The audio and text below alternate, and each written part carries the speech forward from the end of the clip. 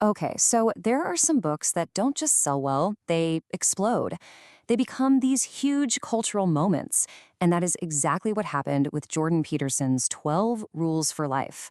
Today, we're going to break down what this whole phenomenon is really all about. I mean, we're talking millions and millions of copies sold all over the world. It took its author, who was a clinical psychologist, and basically overnight turned him into this massive global figure. But here's the thing, it is also incredibly controversial. Seriously, for every single person you find who says this book changed my life, you'll find someone else who argues its ideas are actually pretty dangerous. So, what is it really about? Well, that's what we're here to figure out.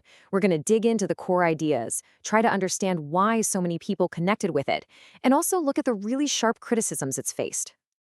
All right, first things first, where did this whole thing even come from?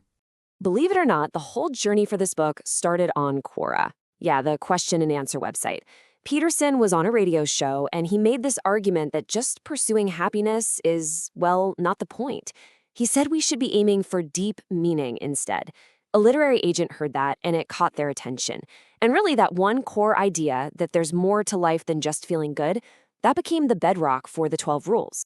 Okay, so that brings us to the core philosophy of the book, and it's all built around this fundamental duality. Peterson basically sees existence as this constant dance between two forces, order and chaos. He even uses the classic yin and yang symbol to explain it. Order, he says, is the world we know. It's structure, familiarity, social norms, and he calls this symbolically masculine.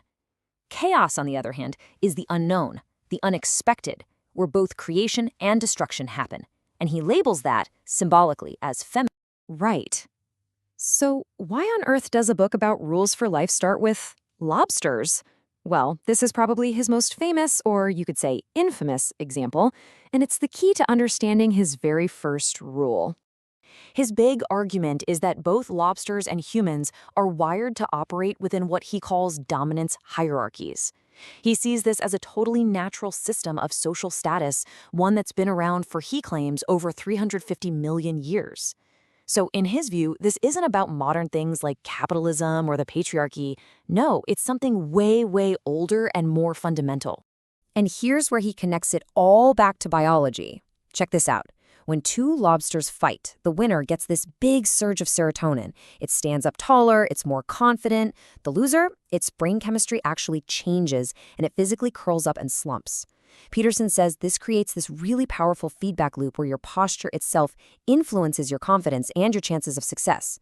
And he's adamant that this exact same loop is at play in us, in humans. So that whole idea about posture and confidence, that becomes the foundation for his practical advice, the rules themselves. And bam, rule number 1 flows right out of that lobster story. Stand up straight with your shoulders back. It's a direct command. Adopt the physical posture of someone who's confident. Stand tall, take on responsibility, and you're basically signaling to your own brain that you're ready and willing to face whatever life throws at you. Another really central rule is tell the truth or at least don't lie. His argument here is all about being precise with your words and avoiding lies. Because he says when you live a lie, you weaken your own character. You become fragile. And when tough times come, and they always do, you won't be able to handle it. He even goes so far as to say that this kind of untruth doesn't just corrupt you, it corrupts the entire state. So you can see how these rules are all part of a much bigger picture, right? It's really a call to action. The message underneath it all is basically this. First, accept that life is hard, that suffering is part of the deal. Second, take responsibility for your own life, your own chaos. And third, go after what's meaningful, not just what's easy or feels good in the moment. And you know what? This message has hit home for millions of people, a lot of them young men. So the big question is, why? What's the appeal? A huge part of the appeal seems to be this intense laser focus on personal responsibility. Think about it. The world can feel so big and chaotic. This book kind of offers an alternative to big, sweeping political ideas, and instead says, hey, start with you. Start with what you can actually control. This is where that famous line, clean your room, comes from. The idea being, get your own house in order before you go out and try to fix the world. And for a lot of people, that gives them a real, tangible sense of control. And the impact for so many has been incredibly personal. You hear stories like this one all the time, about how Peterson will have these young men come up to him after talks, often in tears, saying the book completely turned their lives around. They say it gave them a sense of purpose when they felt totally adrift. But that is only half the story. Because for all the praise, the criticism of this book is just as fierce.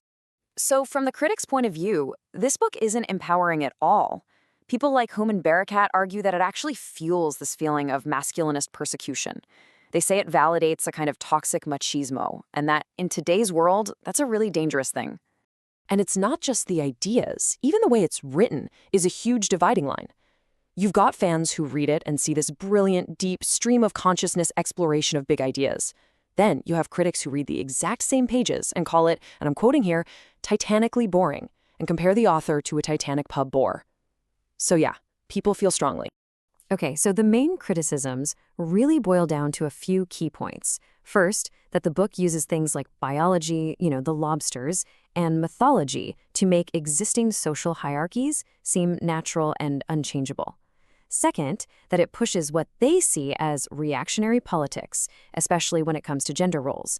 And finally, that the whole complex, dense style is just a way to hide what are actually pretty simple and to them, problematic ideas. So, wow, where does that leave us? How are we supposed to make sense of a book that splits people so dramatically? It really comes down to this. People see this book through two completely different lenses, and there's not much middle ground.